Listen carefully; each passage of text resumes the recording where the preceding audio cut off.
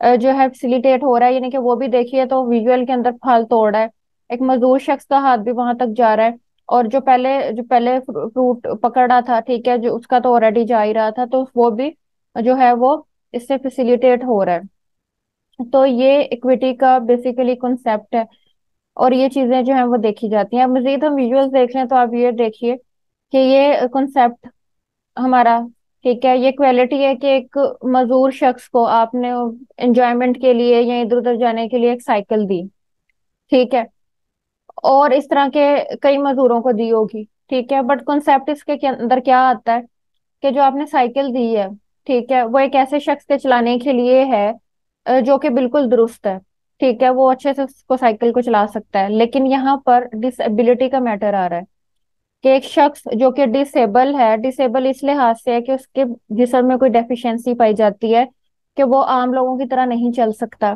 ठीक है, वो वैसे फैसिलिटीज को एंजॉय नहीं कर सकता जिस तरह के अमूमी लोग कर सकते हैं, जिस तरह के अल्लाह ताला ने पैदा किया है बाकी लोगों को।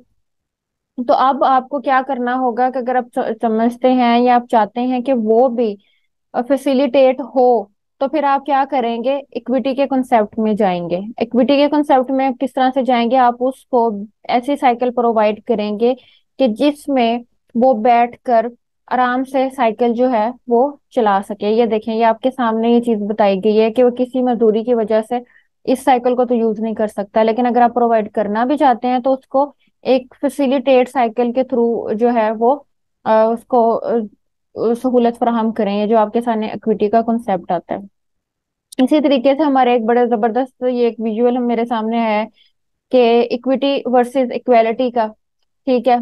तो वो बताया गया है कि बाज दफा हमें चाहिए होता है बैलेंस, ठीक है, हमें चाहिए है बैलेंस, और कई जगह इक्वलिटी की जरूरत नहीं होती, बाज दफा इक्वलिटी भी इंसाफ का तकाजा पूरा नहीं करती, क्योंकि लॉज और इंसाफ फराने का मकसद यही है ना, इंसाफ फराहम करने का। कोई शख्स अगर जिंदगी की सहूलत है उसे फैसिलिटेट हो, उसकी जो परेशानी है उसे निजात मिल सके, अगर कहीं राइट की इन्फ्रिंजमेंट हुई है तो उसका राइट उसको मिल सके, उसको कोई रेमेडी मिल सके। तो अगर आप एक चीज दे दें बट आप उसके रिजल्ट पे नजर ना रखें, और आपको इस इस लिहाज से ना देखें कि जो मकसद जिस मकसद के लिए सारा मामला किया गया वो तो हल नहीं हो रहा, वो तो रिजल्ट्स नहीं आ रहे, तो फिर क्या फायदा इस तरह की इक्वालिटी का। तो इक्विटी इस मामले को डील करता है। अब हमारे लॉ में इसका क्या कॉन्सेप्ट आ जाता है, तो भाई बात ये आती है कि नो डाउट कानून मौजूद है, ठीक है, कानून मौजूद है, लेकिन कवानीन के अंदर भी ऐसे फ्लॉज रह जाते हैं कि अगर उनको पूर्ण ना किया जाए तो जो इंसाफ का तकाजा है, जो कि हमारे जस्टिस से हम जो एक्सपेक्ट कर रहे होते हैं वो चीजें हमें ना मिले, तो फिर एक कानून बनाने का क्या फायदा हुआ। अमूमी तौर पर देखा जाए तो इंसान कवानीन के लिए नहीं होते, बल्कि कवानीन इंसानों की सहूलत के लिए बनाए जाते हैं। तो हम ये कह सकते हैं कि कानून के अंदर जो खला रह जाता है, जो फ्लॉज रह जाते हैं, और जिसके वजह से हम कह सकते हैं कानून नाफिज करने के बावजूद भी, अमल दरामद करने के बावजूद भी इंसाफ का तकाजा पूरा नहीं हो रहा, तो फिर सिर्कमस्टांसिस पर गौर करते हुए असूल निस्बत यानी कि इक्विटी का मुजाहिरा किया जाता है। तो ये भी जस्टिस का एक टूल है जिसे हम नजरअंदाज नहीं कर सकते। ऑल्सो आपको ये वीडियो जो है वो यूजफुल लगी होगी, ठीक है, और इससे आपको काफी चीजें जो हैं वो शेयर हो गई होंगी कि जो इक्विटी है उसका कॉन्सेप्ट क्या है, क्योंकि ये हकीकत की बात है कि हम जो है वो इस चीज को बिल्कुल भी नजरअंदाज नहीं कर सकते कि ये एक इम्पोर्टेंट चीज है, इक्विटी का कॉन्सेप्ट, ठीक है, और हम इसको जरूर अपनी जो है वो उसमें देखते हैं, और इसे देखे बगैर इंसाफ के तकाजे भी जो है वो पूरे नहीं हो सकते। तो अस्सलाम वालेकुम वरहमतुल्लाहि वबरकातुहू, स्टे ट्यून्ड।